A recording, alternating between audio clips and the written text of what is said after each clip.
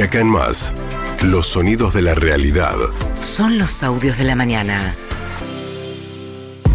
Bueno, mientras tanto, hoy en un ratito es la inauguración de los Juegos Olímpicos de París. Va a ser algo muy particular porque, bueno, es en el Sena, en lugar de ser en un lugar cerrado.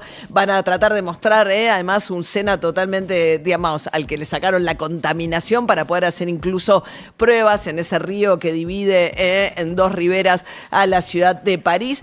París será una fiesta, no lo sabemos, en este desfile náutico tan particular, pero bueno, la red ferroviaria arrancó la jornada con un ataque masivo, porque es un sabotaje que mostrar la vulnerabilidad del sistema de seguridad de París, justamente en este momento en el que está Emmanuel Macron recibiendo a las distintas delegaciones extranjeras. Hay mucho trastorno para los que quieren, estos trenes no están funcionando, no hay una cuestión de amenaza terrorista, pero sí muestra la vulnerabilidad del sistema de seguridad.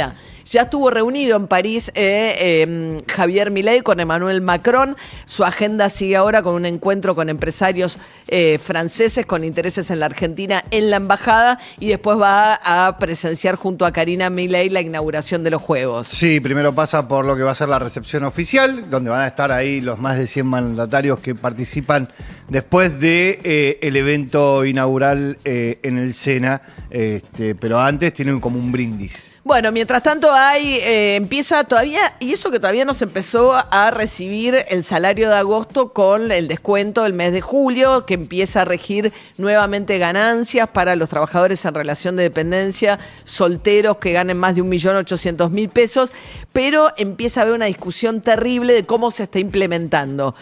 Por un lado, el tema del aguinaldo. José Luis Espert, quizás el más inesperado diputado defendiendo la creación de impuestos, hablando acerca de ganancias y el aguinaldo. Si se cobran 13 sueldos, vos pagás impuestos a las ganancias por los 13 sueldos. Sí. El aguinaldo se paga desde toda la vida, o de hace medio siglo por lo menos. No es que existe ahora o existe de hace un tiempo para aliviar la problemática de la gente. Entonces, lo que el gobierno está haciendo es terminar, o de a poco, en algunos casos no tanto, en otros sí, con toda cosa rara que haya en el sistema impositivo o en el sistema en general. Bueno, el tema de ganancias, va a entrar el medio aguinaldo de diciembre en el conteo. Después Nicolás Mazzot, están los diputados, digamos, acuerdistas con el gobierno que se sienten traicionados respecto de cómo se implementó ganancias. En particular, Nicolás Mazzot lo que más objeta es que se iba a actualizar el mínimo no imponible según inflación trimestralmente. Al final quedó semestralmente. Pero el problema es cuál es el primer ajuste. Como tardó tanto en discutirse ganancias en el Congreso, la idea era que arrancara a partir de junio, julio. La actualización que hizo en la reglamentación el gobierno se comió un trimestre. Dice, no, la primera actualización del punto a partir del cual empezás a pagar es recién septiembre. Bueno, ¿qué decía Nicolás Mazzot respecto del impacto de esta medida? No sé cuántos van a ser los que entren al mínimo no imponible con esto, pero van a pagar más todos los que pagan ganancias. O sea, el 1,5 millones de personas que pagan ganancias a partir de un mínimo no imponible. Si el mínimo no imponible es más bajo de lo que debiera ser, todos pagan más, ¿entendés? Algunos van a pagar que no pagaban directamente, pero todos los que paguen van a pagar más. Si el gobierno no lo modifica, van a ir primero a la justicia. Y la justicia es más rápido, porque al ser una medida cautelar suelen fallar rápido y más rápido obviamente que el trámite parlamentario. Bien, hay medidas cautelares, había arrancado la bancaria y atención porque ahora Tierra del Fuego, por ejemplo, quedó exceptuada. Después el gobierno aceptó a los trabajadores petroleros, pero no a todos los trabajadores petroleros, sino a los trabajadores de pozo. Entonces, por ejemplo, ayer se puso en alerta los que trabajan en refinerías, que dicen que arrancan con asambleas y la idea de ir a un paro que puede afectar la provisión de combustible en Ezeiza y de estaciones de servicio, Ezeiza y Aeroparque. Sí, básicamente son todos los trabajadores que están en la Federación Argentina de Petróleo y Gas, son los que trabajan en las refinerías, en Sena, Dock Sud, Campana, Bahía Blanca. Bueno, ellos quedaron adentro del impuesto y entonces frente a eso están en asamblea. Si ellos paran, no hay combustible. Bueno, el otro tema también de la sanción de... Esto es por el paquete impositivo que aprobó el Congreso junto con la Ley Bases. La Ley Bases le daba al gobierno también facultades extraordinarias para legislar sobre algunas cuestiones por decreto. Bueno, hay un enorme debate acerca de si el decreto que le asigna más de 100.000 millones de pesos en gastos reservados a la CIDE está dentro de lo que el gobierno puede hacer o no por decreto. Bueno, según Margarita Stolbizer, también porque parece haber acuerdo entre los diputados opositores que el gobierno se está excediendo. ¿Qué decía Margarita Stolbizer? Nunca dimos una carta blanca. Si se quiere, tal vez lo que hubo fue una mirada, una posición condescendiente sobre un gobierno que recién iniciaba y sobre el cual vamos viendo directamente que no debemos tener ninguna mirada condescendiente. Pero creo que en todos los temas, y tanto en la relación nuestra con el gobierno como en la relación nuestra con los otros bloques, todo esto hay que construirlo día a día, tema a tema. No se trata de apoyo irrestricto u oposición irrestricta a todo, ni al contrario. Bueno, hay que ver porque ahora la oposición amenaza con juntarse toda para voltear el decreto que le asigna 100.000 millones de pesos en fondos reservados a la agencia encargada de inteligencia. Sí, la discusión está sobre esto que decía Margarita Stolbizer, sobre la mirada que tuvieron a la hora de votar la ley base y la delegación de facultades al Ejecutivo. Entonces dice Margarita Stolbizer, bueno, quizás fuimos un poco condescendientes. Bueno, Stolbizer forma parte de Hacemos Coalición Federal y el bloque votó a favor de la ley. De la ley, estaba Pichetto ahí también, ¿no? Claro. Mientras tanto, Carolina Lozada, senadora por Santa Fe, hablando acerca de lo próximo que viene en el Senado, que es, todavía está pendiente las candidaturas muy polémicas de Ariel Lijo, el juez federal, a integrar la Corte Suprema de Justicia de la Nación. ¿Qué decía Carolina Lozada respecto? Porque nadie quiere hablar mucho de lo del Lijo, porque parece haber como muchos lo quieren aprobar el pliego, pero nadie lo defiende mucho en público. A ver, ¿qué decía Lozada? Creo que al gobierno le empezó a ir mucho mejor en economía, bajó la inflación, que es lo que estamos buscando todos. Obviamente no todo lo que queremos que baje, ¿no? Obviamente cuando yo voy al supermercado, vos me imagino que también vas al supermercado, ves que las cosas está complicado. Pero no, yo en lo personal no estoy esperando eso. A mí me hacen ruido algunas cosas, como lo del hijo, por ejemplo. No puedo entender que lo convoquen para la Corte Suprema de Justicia, porque la Argentina está pidiendo transparencia. Bien, a fin de agosto serían las audiencias públicas para los dos que propuso el gobierno para integrar la Corte. Sí, el 21 de agosto para Lijo, el 28 de agosto para García Mansilla. Bueno, mientras tanto está Caputo en Brasil, se reunió ayer con Cristalina Georgieva. El Fondo Monetario sacó una declaración diciendo que apoyaba el trabajo fiscal que viene haciendo para equilibrar las cuentas la Argentina, pero no habla de un acuerdo nuevo, que es lo que está pidiendo Caputo, el ministro de Economía, para conseguir reservas para el Banco Central.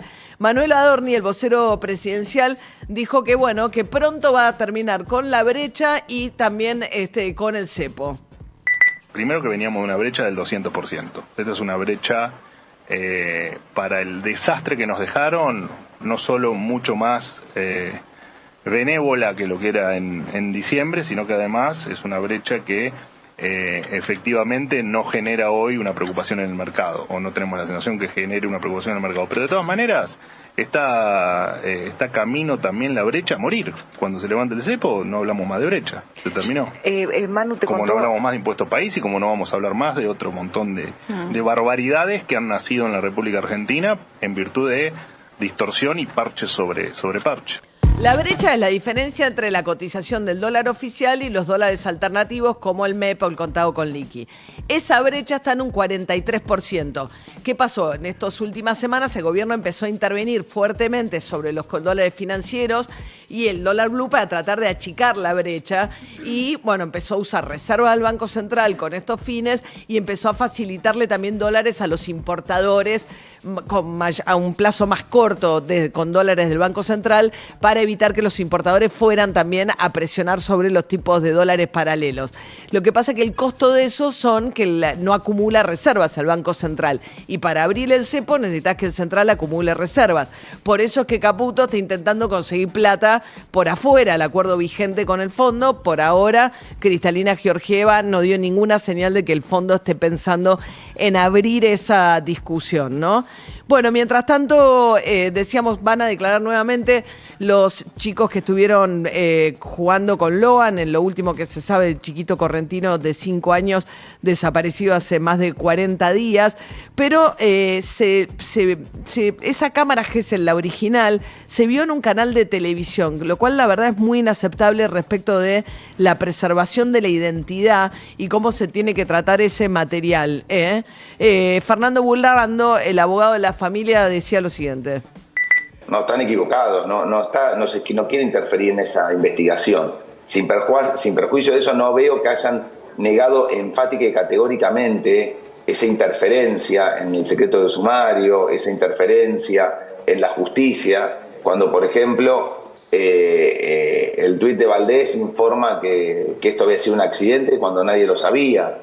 Bueno, esto tiene que ver con el rol del Ejecutivo Provincial de Gustavo Valdés, el gobernador, que fue denunciado porque, bueno, pareció haber tenido alguna intervención en el testimonio de Laudelina, la tía de Loan, que al final resultó falso y ella dijo que la indujeron a ese testimonio. La cuestión es que no se sabe nada de Loan y eso me parece que es lo principal y que hay mucho ruido.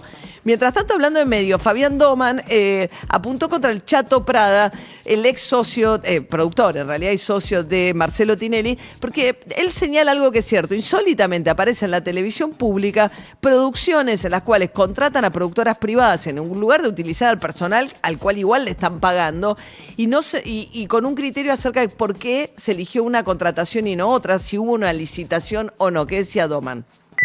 ¿Y dónde sacan la plata? O sea, es el único programa de televisión que va a dar una mega ganancia para... Digo, vamos a ver. No, se Estoy entiende. diciendo que no se explicó al público qué política hay con la televisión pública. Ningún privado, de repente apareció un programa. Sí, ningún privado va a entrar en un negocio si no le da ganancia, y tiene lógica, porque el privado entra para que le dé ganancia. Y la única productora que en un lugar no cierran los números, chicos. Lo conocemos de televisión. Si son claras las maneras en las que podés acceder a los espacios, tenés divididos los espacios de acuerdo a las categorías que querés comunicar en un canal público. Sí. Como bien decís vos, llamá licitación a varias productoras. Que solo puedas adjudicarle un espacio por productora. Sí, ponele, porque después si no termina que acá no pasó eso. Acá no pasó eso. La publicidad no se... Cada de la noche a la mañana apareció alguien con un programa. Bueno, es un programa de chismes de Denise Duman, producido por el Chato Prada, que es como el gran estreno de la televisión pública. Es rarísimo. Gran estreno que no mide nada y que lo superan señales como NET también o Cuarzo, por ejemplo. Bueno, mientras tanto, Nicolás Maduro, el presidente de Venezuela, habló acerca de las elecciones de este domingo. Aparecen como elecciones competitivas con la posibilidad de que Edmundo González Urrutia, según las encuestas, pudiera dar un batacazo en un país que lleva 25 años bajo el chavismo. ¿Qué decía Nicolás Maduro? Habrá paz antes, durante y después del 28 de julio. Lo garantizo. Tengo la Unión Cívico-Militar Policial. Soy el líder de la Unión Cívico-Militar Policial. Y lo garantizo. Y el 29 de julio tengo el decreto listo. Porque el 29 de julio amanezco convocando a un gran diálogo nacional, económico, social, cultural y político a toda la sociedad venezolana. Bueno, el gran punto si al día siguiente de las elecciones, el lunes que viene, es capaz de aceptar o no un resultado adverso en caso que le toque perder la elección a Nicolás Maduro. 7:15 de la mañana. I was made for loving you, baby.